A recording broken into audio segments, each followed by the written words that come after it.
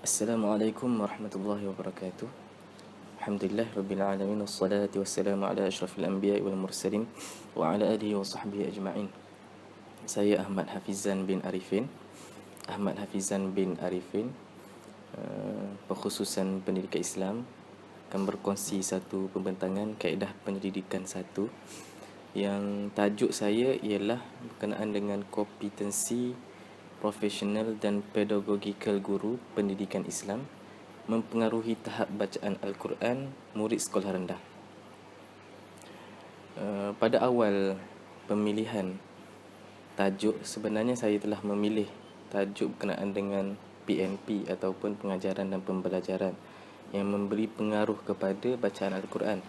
Namun apabila dibuat beberapa kajian literatur dan beberapa kajian lain, saya melihat perkataan kompetensi lebih sesuai untuk dijadikan tajuk, untuk diletakkan dalam tajuk kajian saya. Kompetensi pendidikan Islam berkenaan dengan profesional dan pedagogikal guru telah mengeluarkan beberapa objektif khusus kajian, iaitu yang pertama, menilai tahap kompetensi profesional guru pendidikan Islam dalam kemahiran membaca Al-Quran. Yang kedua, mengenal pasti kompetensi pedagogikal guru pendidikan Islam dalam pengajaran dan pembelajaran bidang tilawah Al-Quran. Yang ketiga, menentukan tahap penguasaan sebutan makhraj huruf murid sekolah rendah. Dan akhir sekali, menilai tahap penguasaan bacaan hukum asas tajwid Al-Quran, yang mana hukum asas ini ialah hukum 5 yang semua tahu: ikhfa, contohnya ikhfa, iqlab, izhar, idgham yang terbahagi kepada 2. Objektif khusus ini jika dilihat sebenarnya telah mempunyai 2 pecahan, iaitu independent variable ataupun pemboleh ubah yang tidak bersandar, dan pemboleh ubah bersandar. Pemboleh ubah tidak bersandar ialah berkenaan dengan profesional guru dan juga pedagogikal guru, manakala pemboleh ubah bersandar pula ialah tahap penguasaan makhraj huruf murid, sebutan dia, dan juga penguasaan bacaan hukum 5, yang mana saya fikir saya kira mempunyai pengaruh. Kompetensi guru ni mempunyai pengaruh kepada bacaan Al-Quran murid. Bergerak kepada slide seterusnya, berkenaan dengan saya ada letak kerangka konsep, yang mana kerangka konsep ni kita boleh lihat dengan lebih jelas hubung kait pemboleh ubah yang telah dikeluarkan, iaitu kompetensi profesional yang terbahagi kepada pengetahuan dan juga kemahiran, manakala kompetensi pedagogikal pula terbahagi kepada kaedah pembelajaran dan bahan bantu, yang mana memberi pengaruh kepada tahap penguasaan bacaan Al-Quran, yang boleh meningkatkan kemahiran sebutan dan juga meningkatkan penguasaan hukum tajwid. Kita bergerak kepada bab yang kedua. Bab kedua ialah berkenaan dengan kajian literatur ataupun literature review, yang mana saya datangkan 3 penyokong yang menyokong kajian saya ini, yang memberikan sokongan berkenaan dengan kompetensi, hubung kait dan juga beberapa tahap kemahiran yang diperlukan oleh murid-murid, yang dinilai oleh murid-murid. Sebagai contoh, kompetensi daripada Dewi dan juga Yusrawati daripada 2015, kajian 2015, yang meng-highlightkan kompetensi yang memberi impak kepada yang menjamin impak yang akan diterima berdasarkan tahap-tahap kompetensi yang berbeza. Dalam kajian saya ini, kompetensi akan dinilai berdasarkan beberapa instrumen.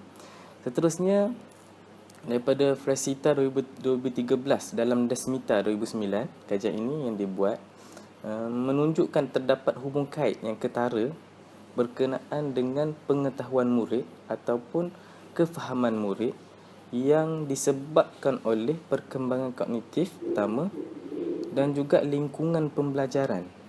Lingkungan pembelajaran ni saya kira ialah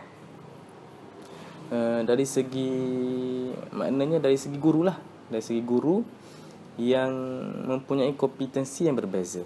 Okey, seterusnya Aslam 2012 yang berhujah masalah kekurangan guru yang berkemahiran dalam bidang Al-Quran sama ada dari sudut sebutan makhraj huruf, hukum hakam dan tilawah Al-Quran yang memberikan pengaruh, sama ada pengaruh yang baik ataupun pengaruh yang negatif, kurang baik.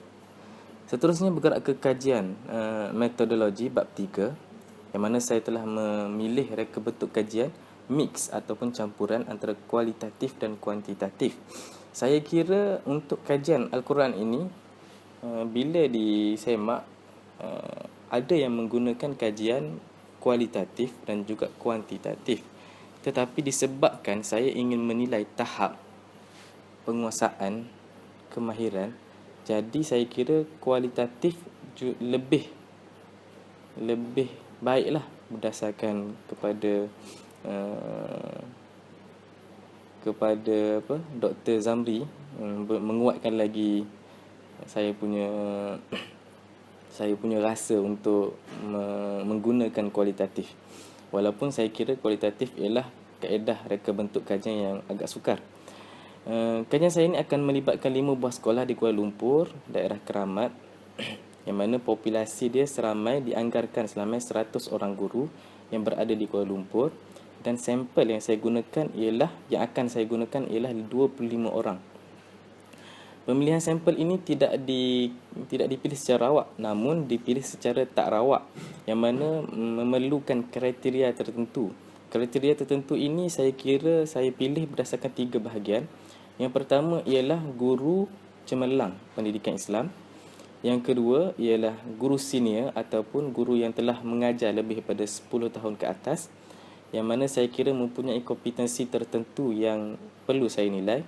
Dan yang ketiga ialah guru pelatih, yang mana guru yang masih lagi mempunyai kemahiran ataupun kemahiran yang sangat fresh berkenaan dengan pedagogi. Sebab itulah saya rasa saya lebih baik untuk saya untuk bahagikan kepada 3 bahagian untuk memilih kriteria guru sebagai sampel. Instrumen kajian yang digunakan ialah 2. Pertama, soal selidik dan juga pemerhatian ataupun observation. Soal selidik dibahagikan kepada 2, iaitu guru dan juga murid. Guru untuk menilai kompetensi, manakala murid untuk menilai tahap kefahaman, tahap penguasaan dan sebagainya. Namun digunakan dengan cara soal selidik, seperti mana cadangan yang telah diberikan oleh Dr. Khalid baru-baru ni. Saya rasa cadangan itu sangat baik dan boleh digunakan dalam menilai tahap murid tersebut. Manakala pemerhatian adalah untuk menjawab persoalan saya berkenaan dengan pedagogical guru boleh memberi pengaruh terhadap tahap kefahaman tajwid. Maknanya pemerhatian yang dibuat, observation yang dibuat hanyalah semata-mata untuk melihat kaedah pembelajaran yang digunakan oleh guru bagi meningkatkan kefahaman. Mungkin perbezaan akan dilihat di 3 bahagian, guru cemerlang, guru senior dan juga guru pelatih, berkenaan dengan pemahaman tajwid murid. Kaedah ini akan menggunakan teknik kolerasi untuk melihat hubung kait antara pemboleh ubah sesama pemboleh ubah. Menggunakan metod kajian Cronbach alpha bagi menilai instrumen kajian, dan juga data soal selidik akan dianalisis menggunakan SPSS. Jadi saya harap kajian saya ini boleh diterima oleh doktor dan juga kawan-kawan sekalian, dan sekiranya terdapat kekurangan, bolehlah maklumkan kepada saya, dan juga insya-Allah saya akan cuba menambah baik. Dan saya faham ada beberapa lagi tempat yang kurang baik yang saya rasa saya masih lagi tak dapat membuat kaji selidik yang lebih mendalam. Jadi saya harap dengan pemahaman saya ini ialah berdasarkan pemahaman saya sepanjang pembelajaran kita pada SEM ini. Jadi itu sahaja daripada saya, Ahmad Hafizan bin Arifin. Wabillahi taufiq wal hidayah. Wassalamualaikum warahmatullahi wabarakatuh.